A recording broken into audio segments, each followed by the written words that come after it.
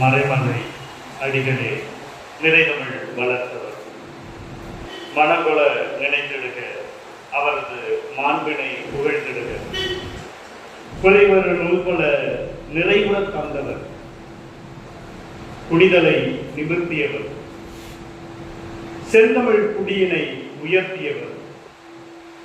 இந்த இடத்தில் நான் இருப்பதற்கு வாய்ப்பளித்திருக்கக்கூடிய தமிழுக்கும் தாய் தந்தையருக்கும் என்னுடைய முத்தான முதற்கண் வணக்கத்தை உத்தாக்கப்படுகின்றேன். அவை வீற்றிருக்கக்கூடிய சாதர் பெருமக்களுக்கும் இங்கு கருத்துக்களை செவிமடுப்பதற்காக காத்திருக்கக்கூடிய சாதர் பெருமக்களுக்கும் என்னுடைய வணக்கத்தை உத்தாக்கப்படுகின்றேன். கடைசியில் பேசுகிறவங்களுக்கு சிக்கல் என்ன அப்படின்னா, நம்ம நினைச்சு குறித்த இந்த குறிப்புகள் எல்லாமே பேசியிருப்பாங்க.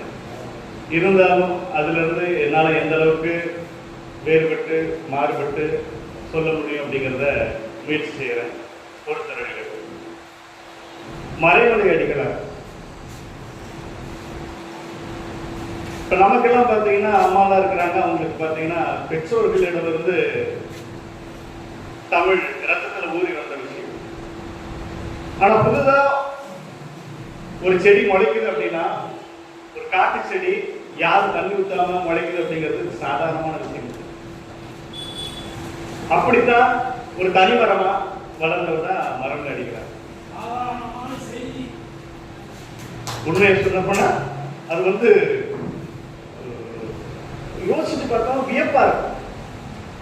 தொல்காப்பியத்தை நமக்கு முதுகலையில படிக்கிறதுக்கே எல்லாரும் சிரமப்பட்டு இருக்கக்கூடிய சூழல்ல சிறிய பருவத்திலேயே தொல்காப்பியத்தை முற்றிலும் முழுவதுமாக ரசிச்சு ருசிச்சு படித்தவர், நினைவில் நிறுத்தியவர், அனைத்து நூற்பாக இருக்கு. உண்மை சொல்ல போனா தொல்காப்பியத்தை முழுவதுமாக அவருக்கு அரைத்து கொடுத்த காரணத்தினால்தான் தனித்தமிழுக்கு அவருக்கு வந்திருப்பார் அப்படின்னு எனக்கு தோணுது. ஏன் அப்படின்னா, தொல்காப்பியத்துல பாத்தீங்கன்னா தூய தமிழில் எழுதப்பட்ட ஒரு நூலாக நமக்கு இருக்கக்கூடியது தொல்காப்பியம். மரபியல்ல ஒரு சில பிரச்சனைகள் இருக்கு, இருந்தாலும் பெரும்பான்மை பார்த்தீங்கன்னா ஒரு தூய தமிழ்ல முதல்ல இந்த உலக வித்திட்ட பெருமை தொல்காப்பியம் தான். சரி, அவரே அப்பயே என்ன பண்ணிருக்காரு, கணிச்சிருக்கிறார். தொல்காப்பியம் என்ன கணிச்சிருக்கிறாரு, எப்பா நாமெல்லாம் இப்போ கொஞ்சம் சூதானமா இருந்துக்கணும், வடமொழி புறமொழி கலப்பு வந்துட்டு இருக்குது. அதனாலதான் அவர் என்ன சொல்றாரு, வட சொற்களுக்கு வடவெழுத்தோரி எழுத்தோட வளர்ந்த சொல்லாகிற அந்த ரூபாவை பதிவு செய்யறாரு. அது சொல்ல வேண்டிய அவசியம் என்ன இருக்கிறது என்றால், அன்றைய காலகட்டத்துல வடமொழி அப்ப சமஸ்கிருதம் இருந்துச்சா இல்லையாங்கிறது அது பாலி பிராகிருதம் இருந்ததுக்கான வாய்ப்பு இருந்திருக்கிறது அப்படின்னு சொல்றார் ஆய்வாளர். அப்ப அதையே முன்கூட்டியே திட்டமிட்டுதான் தனித்தமிழை கொண்டு வரணும் அப்படிங்கிறதுக்காக பிறப்பியலை கொண்டு வர்றாரு தொல்காப்பியம். அப்படின்னா நல்லா தெளிவா புரிஞ்சுக்கங்க, வாயை திறந்து பிறக்கணும், அங்காந்தியலும். ஏன்னா மறந்துடக்கூடாது. இந்த ஒரு விழிப்புணர்வு அன்றைய காலகட்டத்தில் முதல்ல தமிழ் மொழியை வித்திட்டவரா நான் யாரை பார்க்கிறேன் அப்படின்னா தொல்காப்பியரை பார்க்கிறேன். அதை முழுமையாக கரைச்சு குடித்த பெருமானார் தான் மரபணி அடிகளார். அதனால தான் அவர் தனித்தமிழ் இயக்கத்தை பொறுத்து வைக்கிறார். இந்த தனித்தமிழ் இயக்கத்தை நம்ம ஆட்கள் பார்த்தீங்க அப்படின்னா, தமிழர்கள் யாராவது தமிழுடைய பெருமை சொன்னா ஏற்றுக்க மாட்டாங்க. இதுக்கு மேலை நாடுகள்ல இருந்து ஒருத்தர் சொல்லணும்.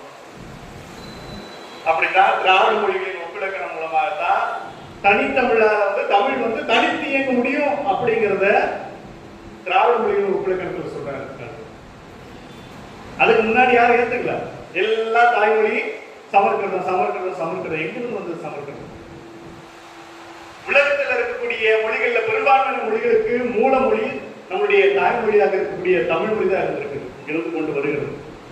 இன்னும் சொற்கள் நீங்க ஆராய்ச்சிட்டு வந்தீங்கன்னா ஐயா அருளையா தெரியும் எல்லாருக்கும். எனக்கு தனித்தமிழ் மீது பற்று வருவதற்கு காரணமாக இருந்த ஒரு பேர் ஆசான் பேர் அறிஞர் யார் அப்படின்னா அருளை ஐயா அவர்கள் தான். நான் தஞ்சையில தமிழ் பல்கலைக்கழகத்துல அகராதி துறையில படித்து கொண்டிருந்த பொழுது அவர் தான் பெருஞ்சொல் அகர முதலி திட்டத்துல அவர் பணியாற்றினார். எனக்கு ஐயாவுடன் அறிமுகப்படுத்தி வச்சது என்னுடைய அண்ணன் கனகராசு அண்ணன் அவர்கள் தான். இவரோட நெருங்கி பழக்கூடிய ஒரு வாய்ப்பு, ஒவ்வொரு சொல்லி அழுத்தம் திருத்தமா சொல்லுவார். அவருடைய பேச்சு கேட்கறதுக்கே ஒரு என்ன சொல்றதுன்னு புரியல. எனக்கு அப்படி ஒரு வயசில் இருக்கும். மண் மண் என்றால் மண்ணுதல் நிலைத்தல் அப்படிங்கிறார்.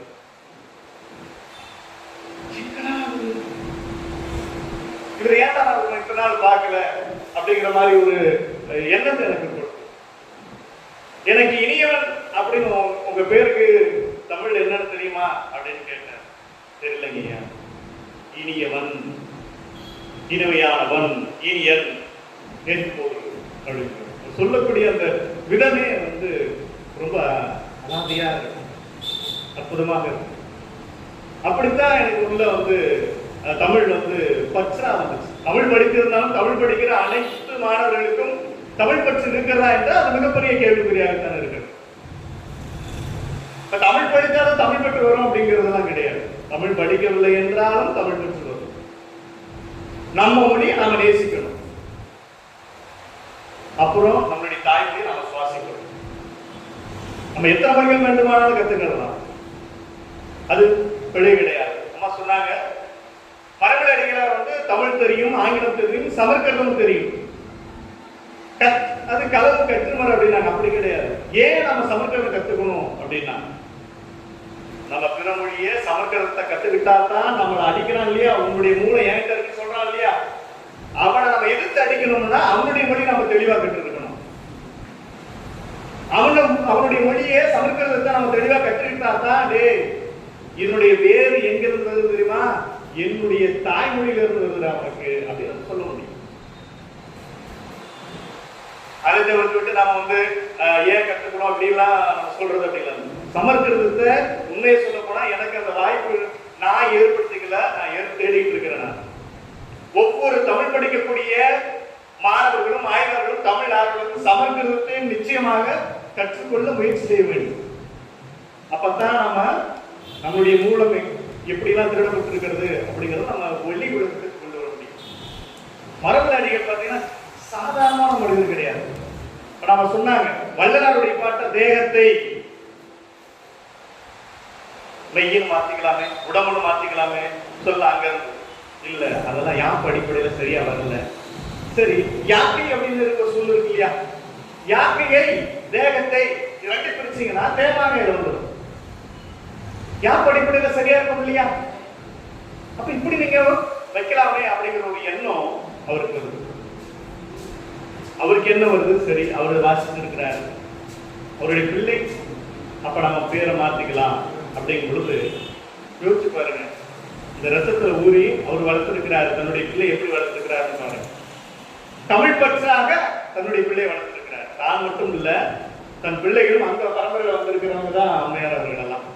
ரொம்ப நம்ம நன்னன் ஐயாவெல்லாம் பார்க்கறதுக்கே கொடுத்து வச்சிருக்கணும், முழுகேசன் ஐயா பார்க்கறதுக்கே கொடுத்து வச்சிருக்கணும்.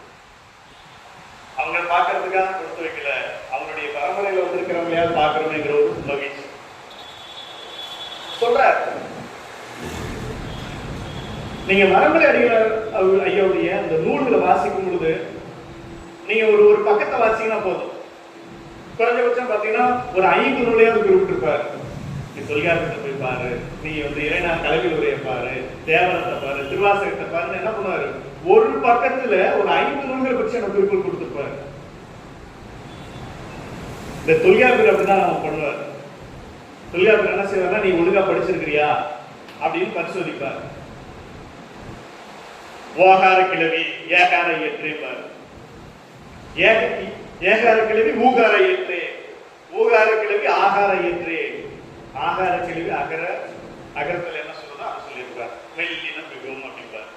அப்ப நம்ம வரிசையா நீங்க படிச்சிருக்கீங்களா அப்படிங்கிறத பரிசோதனை பண்ணி பார்க்கிறார் யாரு, தொல்காப்பியர்.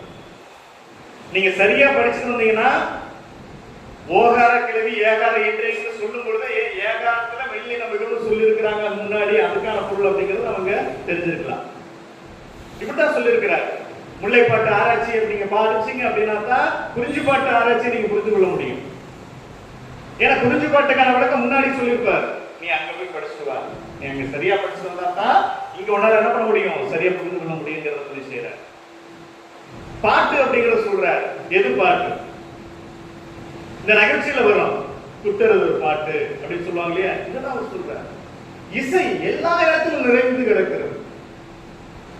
நீங்க ஒரு சோலைக்கு போனீங்கன்னா அங்க குயிலி போகும் பாருங்க, அதுதான் பாட்டு. நீங்க வெளியில போனீங்கன்னா ஒரு சத்தம் காற்று வாசி இருக்குது இல்லையா, அது ஒரு பாட்டு. இப்படி பாட்டு என்ன பண்றாரு, அப்படி சொல்லிக்கிட்டே போறாரு. அறிவு எது? அறிவு தேவையா, அன்பு தேவையா, அழகு தேவையா? இப்படி எல்லாம் ஒரு பட்டியல் போடுறார். எது அழகு? தூய நெஞ்சம் இருக்கணும் சொல்றார். எது அழகு அப்படிங்கிறதுக்கு தூய நினைவு, தூய மொழி, தூய செயல், இதெல்லாம் சேர்ந்ததுதான் அழகே தவிர நம்ம வெளிக்கோட்டத்தில் இருக்கிறது அழகா அப்படின்னா அது கிடையாது. அறிவு என்பது எது? அறிவாளர்கள் எப்படி இருப்பார்கள்? ஐயாக்களை போல, அம்மாக்களை போல, நன்னயன்மன் ஐயாக்களை போல, அருளி ஐயாவை போல இருப்பார். நான் ஏன்னா பெருந்தினார் ஐயாவை பார்க்கல, மரபடிகள் ஐயாவை பார்க்கல, பார்த்ததுனால அவங்கள சொல்றேன் நான். அப்ப இவங்க அதை விட சிறந்து இருப்பாங்க. அருளி ஐயா பார்த்தீங்கன்னா அமைதியா இருப்பார். இவருக்குள்ள இவ்வளவு சொற்கள், இவ்வளவு வேறு சொற்கள், இவ்வளவு ஒரு ஆழமான ஒரு மொழி பற்று இருக்குதா அப்படின்னா அவர் பார்த்தா தெரியாது. அவர் கூட பழகும்போது தான் தெரியும். அதுக்கு அவர் சொல்றாரு, ஒரு குளத்தை உதாரணமா சொல்ற, ஒரு சான்றா சொல்றாரு. ஒரு குளத்துல பாத்தீங்கன்னா தண்ணி எப்படி இருக்கும்னா, ஆழமான குளத்துல பாத்தீங்கன்னா தண்ணி அப்படியே அமைதியா இருக்கும், எந்த ஒரு தடுங்களும் இருக்காது. அதே போலதான் சான்றோர்கள் இருப்பாங்க. அவங்களுக்கு நிறைய விஷயங்கள் தெரியும், ஆனா என்ன பண்ண மாட்டாங்க, எனக்கு எல்லாம் தெரியுதா அப்படின்னு காட்டிக்க மாட்டாங்க. ரொம்ப எளிமையா இருப்பாங்க, பழகுவதற்கு எளிமையாக இருப்பார்கள். யாரெல்லாம் பழகுவதற்கு எளிமையாக இருக்கிறார்களோ நிச்சயமாக அவர்கள் அறிவார்ந்த பெருமக்களாகத்தான் இருப்பார்கள் என்பது என்னுடைய கருத்தாக நான் இங்கு பதிவு செய்கிறேன். சரி, அறிவு,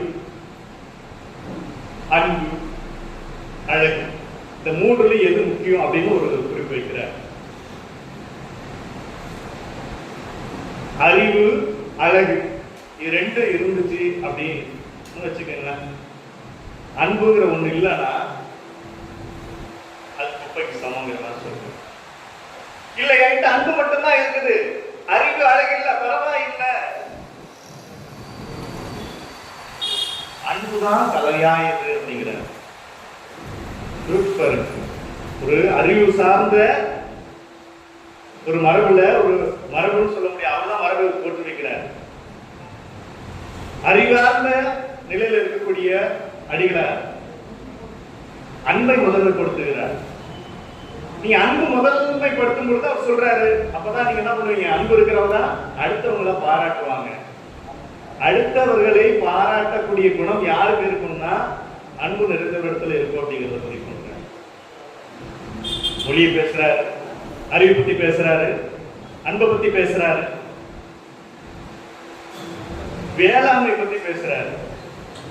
எல்லா நூல்கள் நீங்க வேளாண் நாகரிகமாக இருக்கட்டும், அல்லது திருவாசக விளக்க உரையில இருக்கட்டும், அல்லது நீங்க மாணிக்க வாசகருடைய வரலாறு கால ஆராய்ச்சியமா இருக்கட்டும், எல்லா நூல்களும் எந்த பக்கம் தான் இவர் நம்ம சொல்றதுன்னு தெரியல. இலக்கணமா இலக்கணம், இலக்கியமா இலக்கியம், உரையா உரை, உணவு பற்றி சொல்றாரு. வேளாண் நாகரிகத்தில் சொல்றாரு பாருங்க, இன்றைய மக்களுக்கு வந்துள்ள நாகரிக வாழ்கள் தான். நான் இப்பொழுது நாகரிகமாக உடை உடுத்திருக்கிறேன் அப்படின்னா, நம்ம நாகரிகமாக மேடையில பேசுறோம் அப்படின்னா, இந்த ஒளிவாங்கியை கொண்டு நம்ம பேசுறோம் அப்படின்னா, இது எல்லாத்துக்கும் மூல காரணம் அடிப்படை யார் அப்படின்னா வேளாளர்கள். உழவு கருவியை பிடிக்கல அப்படின்னா இதெல்லாம் நடக்காது அப்படிங்கிறார். யோசிப்பாரு. இன்னைக்கு நம்ம சோறுங்கிற சொல்ல நம்ம கெட்ட சொல்ல பார்த்துட்டு இருக்கிறோம். ரைஸ், சோறுங்கிற சொல்ல அழிஞ்சு வந்துட்டு இருக்கு. மயிருங்கிற சொல்ல சொல்றது நம்ம கூச்சப்படுறோம். மயிலிக்கும் உயிர்வாழா கவரிமான் அப்படின்னு சொல்றோம். நாம இலக்கியத்துல மேடைகள் நம்ம பேசிட்டு இருக்கிறோம். நாம சோறு, சோறு சாப்பிடும் பொழுது, திங்கும் பொழுது நமக்கு எந்த பிரச்சனையும் வரல. ஆனா சோறுங்கிற சொல்லும் பொழுது நமக்கு முகம் பார்த்தீங்க அப்படின்னா ஒரு மாதிரியான ஒரு கூச்ச சுவாபம் போகுது. ஏன்? தமிழர்கள் இந்த அவையில் இருக்கக்கூடியவங்களை விட்டுருவோம். நாம இதை தாண்டி, இந்த அவையை தாண்டி வெளியில இருக்கக்கூடிய மாணவர்களாக இருக்கட்டும், பொதுமக்களாக இருக்கட்டும், சோறு சொல்ல கூச்சப்படுறாங்க. முதல்ல இந்த நிலை மாற வேண்டும். நல்ல வேலைக்கு 2 இடத்துல என்ன சோறுங்கிற சொல்லு வந்து அழியாம இருக்கு. பழைய சோறு, பொங்கல் சோறு, இதுவும் கிராமப்புறங்கள். இந்த பழைய சோறு இருக்கிற வரைக்கும் நம்ம இங்க நகர்ப்புறங்களை வந்துருச்சு ஐஸ் பிரியாணி அப்படிங்கிற ஒரு சூழல் வந்துருச்சு. அதான் பெருமாள் ஒருத்தர் கெட்ட வார்த்தை பேசணும்னு ஒரு நூலுக்கு எழுதிருக்கிறார். என்னடா கெட்ட வார்த்தை பேசுவோம், அங்கதான் இன்னும் பிரமிழ்ச்சல் கலப்பு இல்லாம இருக்குப்பா, அதனால நான் சொல்றேன் கெட்ட வார்த்தை பேசுவோம். நம்மளுடைய ஆட்கள் பாத்தீங்கன்னா சொற்களை கெட்ட சொல்ல மாற்றக்கூடிய திருத்தக்கூடிய ஒரு தகுதியோட இருக்கிறாங்க. சொற்களை கெட்ட சொல்லா மாற்றக்கூடிய ஒரு தகுதி யாருக்கு இருக்குன்னா நம்மளுடைய ஆட்களுக்கு. இது நல்ல சொல்லு பிரிக்கிறது. எந்த மொழியையும் எந்த ஒரு சொல்லும் என்ன நீ நல்ல சொல்லா பார்ப்பா, என்ன நீ கெட்ட சொல்லா பார்ப்பான்னு சொன்னது கிடையாது. அதை பிரித்து பார்க்கக்கூடிய ஒரு பாகுபாட்டை மனிதர்கள் உருவாக்கி இருக்கிறாங்க. சொல்லத்தான் நம்ம கெட்ட சொல்லணும் மாற்றி வச்சிருக்கிறாங்க. ஒலிய கெட்ட ஒலி, பீப் சவுண்ட். எந்த நிலையில இருக்கிறோம்? இப்படியே நம்ம நிறைய சொற்களை நம்ம என்ன பண்ணிருக்கிறோம், இழந்துட்டு வந்துருக்கிறோம். ஒரு எழுத்து ஆ ஈ உ அம் மூன்று சுட்டே அப்படின்னு சொல்லியாச்சு. அகரம் இருக்கிறது, இகரம் இருக்கிறது, உகரம் எங்க? உகர சுட்டை எங்க? ஊ ஒரு எழுத்து தானே, போய் என்னது ஒரு எழுத்து. இந்த ஒரு எழுத்துனால உபல் உபல் உபல் சொற்கள் இல்லையே, இல்லாம போயிடுச்சு. இலங்கையில் இருக்கக்கூடிய மக்கள் பயன்படுத்திட்டு வராங்க உகர சுட்டை. நத்திரில வகைப்படுத்தப்பட்டிருக்கிறது. விரைப்புரி வருத்தி வீங்கு செல்ல இளையர் அரைச்சரி கச்சை யாப்பழித்த செய்யும் வேண்டும் அடைய வெண்மனவர்க தீண்டாவை முள் தீண்டி யாம் சிலருக்கு ஏமதி வாழ்வதேரே புதுக்கான் இருக்கு. ஆனா இப்ப இல்லையே. ஒரு எழுத்து தானே அப்படின்னு நம்ம நினைச்சோம் அப்படின்னா அந்த எழுத்துல தொடரக்கூடிய எத்தனை சொற்கள் நமக்கு இல்லாம போயிட்டு இருக்குன்னு சொன்னாங்க. ஏன் ஸ்ரீ இப்படிலாம் வைக்கிறான்னு தெரியல. திட்டமிட்டு நம்மளுடைய மொழியை அழிக்கக்கூடிய சதி திட்டம் அன்றைய காலகட்டத்திலிருந்து நடந்துதான் வந்துட்டு இருக்கு. ஏன்னா நம்ம எப்படினாலும் எல்லார் வீடுகளிலும் குழந்தை பிறப்புங்கிறது நடப்பது யதார்த்தம், நிச்சயமா நடக்கும். அங்க கை வைக்கிறாங்க. அப்ப பிறந்த குழந்தைகளுக்கு பேர் வைக்கும் பொழுது நீங்க லாவல வையி, ராவல வையி, ஸ்ரீல வையி, யாவல வையி, ய வையி அப்படின்னு என்ன பண்றாங்க, அங்க முடிவு பண்றாங்க. முதல்ல நம்ம தமிழ் ஆண்டுகள் இருக்குல்ல, 60 ஆண்டுகள், இதை நம்மளுடைய தனித்தமிழ் இயக்கத்தின் வழியாக நம்ம என்ன செய்ய வேண்டும் என்றால் அதற்கு ஒரு அமைப்பை ஏற்படுத்தி அந்த தமிழ் ஆண்டுகள் 60 ஆண்டுகளுக்கும் தமிழ் பெயரை கூட்ட வேண்டும். நிறைய திட்டங்களை நம்ம கொண்டு வரணும். இந்த அவையை மட்டும் நம்ம பேசிட்டு இருக்கிறது மூலமாக தனித்தமிழ் இயக்கம் சிறப்பா செழிப்பா வளருமா அப்படின்னா வாய்ப்பு. பல்வேறு இடங்களுக்கு நாம கொண்டு சேர்க்க வேண்டும். பாரதி சொல்வதை போல திருநாட்டு நல்லறிந்து சாத்திரம் தமிழ் மொழி பெயர் இருக்கு இல்லையா, அது இருக்கட்டும். முதல்ல நம்ம மொழியிலே நாம பரப்புறதுக்கான வழியை செய்யும். எல்லாரும் நம்ம பேசுறது தேங்க்யூ டிகே சுருக்கியாச்சு. நல்ல வேலைக்கு அந்த சுருக்கத்துல நன்றி நரியாக மாறாமல் இருக்கிறது. அது வரைக்கும் சந்தோஷம், அது வரைக்கும் மகிழ்ச்சி. என்ன சொல்வது என்றே புரியவில்லை. நிறைய விஷயங்களை நான் குறித்து வச்சேன்னா என்னுடைய முன்னோர்கள் எல்லாம் நிறைய பேசியிருக்கிறாங்க. இருந்தாலும் ஒரு செயல் அடுத்த நடந்துக்கும். எல்லாம் ஊழ்வினைகளுடைய பயன். நாம இது செய்யறதுக்கு இல்ல அப்படின்னு இருக்கிறதெல்லாம் அது அறிவில்லாத தனம் அப்படிங்கிறாங்க. இதை எங்க சொல்ற மக்கள் நூற்றாண்டு உயிர் வாழ்க்கையில் சொல்ற எல்லாம் உள்நிலைப்படித்தான் நடக்கும், தமக்கு ஒரு செயலும் இல்லை என்று சொல்லுபவர்கள் தன் சொல்லும் செயலும் பெரிதும் மாறுபட்டவர்களாக இருக்கிறார்கள் அப்படிங்கிறார். இங்க என்ன சொல்றாரு, எல்லாம் ஊழ்வினைப்படிதான் நடக்கும் அப்படிங்கிறவங்க சொல்றது சொல்லு செயல் சம்மந்தம் இல்லைன்னு சொல்லிட்டாரு. இன்னொரு இடத்துல சொல்றாரு, இவர் இப்படித்தான் அப்ப எல்லாம் இப்ப ஊழ்வினைன்னு சொல்லக்கூடாதா அப்படின்னா யோக நித்திரைங்கிற நூலை பதிவு பண்றாரு. அப்படி இங்க என்ன சொல்றாரு அப்படின்னா எல்லா முயற்சியும் செய்தாச்சு, தன்னால் இயற்ற அளவுக்கு முயற்சி செய்தாச்சு, ஆனாலும் அந்த காரியம் வெற்றி பெறவில்லை. இந்த இடத்துல நீங்க நான் தான் போட்டு விட்டேன் அப்படின்னு நீங்க புலம்பாதீங்க. ஏன்னா உங்களால முடிந்த உழைப்பை நீங்க கொடுத்துருக்கிறீங்க, முயற்சி நீங்க போட்டிருக்கிறீங்க. இப்ப இந்த இடத்துல நீங்க உங்களாலதான் இந்த தோல்வி நடந்துச்சுன்னு நீங்க புலம்பாதீங்க, அது ஊழ். இங்க என்ன சொல்றாரு ஒரு இடத்துல, ஊழ்வினை அப்படின்னு பேசி தெரியாதீங்க அப்படின்னு சொல்லிட்டு இவர் இப்படிதான் இந்த கருத்து தான் அப்படின்னு நம்ம வச்சுட்டோம்னா எது ஊழ் எது ஊழ் இல்ல அப்படிங்கறத பதிவு பண்றாரு பாருங்க. அப்ப இந்த ஊழுக்கான விடை யோக நித்திரையில அவர் பதிவு பண்றாரு. எவ்வளவு முயற்சி, நீங்க முயற்சிகள் எல்லாம் போட்டாச்சு, இருந்தும் தோல்வி சந்திச்சீங்க அப்படின்னா அது உங்களுடைய தோல்வி கிடையாது, அது ஊழா நடந்தது, தெய்வத்தால் நடந்தது. அப்படின்னு நீங்க வச்சுக்கோங்க அப்படிங்கிறார்.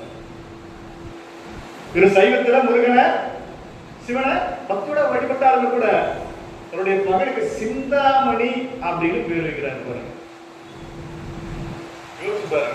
ஒரு சமண சமயத்தை சார்ந்த ஒரு காப்பியம் உண்டு. சிந்தாமணியில் இருக்கக்கூடிய அந்த நயம், கவிதை, இதெல்லாம் அவருக்கு வந்து என்ன சொல்றது, அவரை வந்து மெய்சிலுக்கு வச்சிருக்கோம். அப்படிதான் நான் அப்படிதான் நினைக்கிறேன். அதனாலதான் சமயம், நான் என்னதான் சைவத்தில் இருந்தாலும் கூட அவர் என்ன பண்றாரு, சிந்தாமணி தன்னுடைய மகளுக்கு பேர் வைக்கிறார். ஒவ்வொரு செய்யணும் கேட்கறதுக்கு அப்படி எனக்கு ரொம்பவே வியப்பா தான் இருக்கு. இந்த மரபுகளின் அடிகளார் வந்து எனக்கு வந்து அறிமுகம் ஏற்கனவே இருந்தாலும் கூட இந்த ஒரு வாய்ப்பு மூலமாக எனக்கு வந்து மரபு அடிகளார் வந்து வாசிப்பதற்கு எனக்கு வாய்ப்பு எடுத்ததுக்கு முதல்ல நான் நன்றி சொல்லிக்கிறேன். எவ்வளவு விஷயங்கள் நீங்க ஒரு நூலை வாசிங்கன்னா, இந்த குறிஞ்சிப்பாட்டுன்னு ஒரு ஆராய்ச்சி ஒன்று இருக்கு, அதை வாசிங்கன்னா பாத்துக்கலாம். அந்த ஒரு 2 பக்கத்துல மட்டும் வானசாஸ்திரம் சொல்றாரு, தசபத்திரம் சொல்றாரு, பௌதிக சாஸ்திரம், நலன் கதை, ராமன் கதை, சிலம்பு, பாரதம், மணிமேகலை, ஹரிச்சந்திர புராணம், திருச்சற்றம்பல கோவை, தேவாரம், திருவாசகம், இறையனார், அகப்பொருளை, இப்படி ஒரு 2 பக்கத்துல இத்தனை நூலுமா சொல்லுவாரு. நம்ம ஒரு பக்கத்தை நம்ம எழுதுறதுக்கு நம்ம வந்து யோசிப்போம். இத்தனும் சரளமா அவருக்கு வருது பாருங்க. இப்ப எவ்வளவு நூல்களை அவர் வந்து படிச்சு கரைச்சு குடிச்சிருப்பாரு. அதான் அவர் முன்னாடி சொல்றாரு, நீங்க வந்து அந்த நூல் இந்த நூலா படிச்சுட்டு எல்லாம் இருக்கணுங்கிற அவசியம் கிடையாது. என்னுடைய நூல்கள் அனைத்தும் நீங்க படிச்சீங்க அப்படின்னா தமிழ் மொழியில் இருக்கக்கூடிய அத்தனை அறிவு உங்களுக்கு கிடைக்கும் அப்படின்னு சொல்றாரு. அது வந்து 100க்கு 100 விழுக்காடு உண்மை அப்படிங்கறத நான் அவருடைய நூல்களை வாசிக்கும் பொழுது நான் அதை உணர்றேன். குறிஞ்சி பாட்டு சொல்லுவாங்க, ஆரிய அரசு பிரகதத்தனுக்கு தமிழை அறிவுறுத்துவதற்காக படைக்கப்பட்ட நூல். ஆரிய அரசனுக்கு இதுல இருக்கக்கூடிய அந்த இலக்கிய நயங்கள் புரியுமா? அவனே ஆரிய அரசன், அவனுக்கு எப்படி புரியும்? இது தமிழுடைய சார்பு, தமிழை பற்றியானது, தமிழருடைய மரபு பற்றியானது, தமிழருடைய வாழ்வியல் பற்றியானது. இது போய் ஆரிய அரசனுக்கு எப்படி புரியும்? கற்றறிந்த தமிழர்கள் அல்லாம வேற யாருக்கும் புரியாது. அப்புறம் ஆரிய அரசனுக்கு புரியும், அது பற்றி சொல்றேன். அப்ப இதுல வரக்கூடிய காதல் யாருக்கு மேல?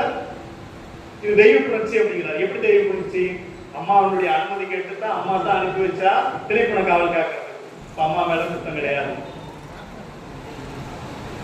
தோழி தலைமுறை இல்லாம வேற இடத்துக்கு போயிருந்தா தோழி மேல குத்தமா இருக்கும். ஆனா தோழி தலை கூட தான் இருக்கிறா, அப்ப தோழி மேலையும் குத்தம் கிடையாது. தலைவனால் குத்தமா அப்படின்னா தலைவன் தான் அந்த பொண்ணு இதுக்கு முன்னாடி பார்த்தது கிடையாது.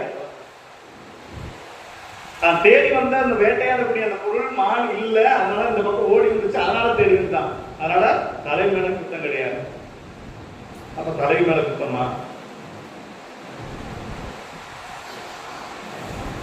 தன்னுடைய உயிரை காத்த ஒரு ஆடலுக்கு தன்னுடைய மனத்தை கொடுக்கிறது குற்றம் கிடையாது. ஆக தலை மீது குற்றம் கிடையாது. இதெல்லாம் தெய்வத்தால் நடந்த புணர்ச்சி, தெய்வ புணர்ச்சி அப்படின்னு சொல்றாங்க. ஒவ்வொன்றுக்கும் காரணம் சொல்றாரு. ஏன் எப்படி நடந்துச்சு, ஏன் நடந்துச்சு? இப்படி திட்டமிட்டு நடக்கக்கூடிய இந்த தமிழுடைய மரபு ஆரிய அரசன் பிரகதத்துக்கு சொன்னோன்னு புரிஞ்சிச்சா? இதெல்லாம் எங்க சேர்க்கிறீங்க நீங்க? வரலாறுகள் சரியா திருத்தி எழுதப்பட வேண்டும். எல்லாம் அவாக்கள் எழுதுகின்ற வரலாறுகள் தான் நிறைய நிரம்ப இருக்கின்றன. அவாவுக்கு ஒரு காரணம் சொல்றாரு. எது அவா? அவானா என்ன? அவா என இழுத்து கூறியது ஒருவனது அறிவின் ஆட்சிக்கு அரங்கில் இல்லாமல் அதனை மேற்கொண்டு சென்று தீது வைக்கும் பெரு விருப்பினையே யாம். ஒரு அறிவு இருக்கு, ஒரு அறிவு சொல்லுது, அந்த சொல்ல நீ கேட்காம அதையும் மீறி நீ ஒரு பண்றியா? அங்கதான் அவா. தமிழ் தெரியும், இதனுடைய மூலம் தமிழ்ல தெரியும், அவங்க பயன்படுத்தக்கூடிய சொற்களுடைய மூலம் தமிழ்ல தெரியும், அறிவுக்கு தெரிஞ்சு அதையும் மீறி எப்படியாவது இது சமர்ப்பதம் சொல்லிடணும் அப்படிங்கிறது ஒரு பெரு விருப்பத்தோட நீ பண்றீங்கள, அவர்தான். நமக்கு ரொம்ப பிரமிப்பா இருக்கு. தனித்தமிழ் இயக்கம்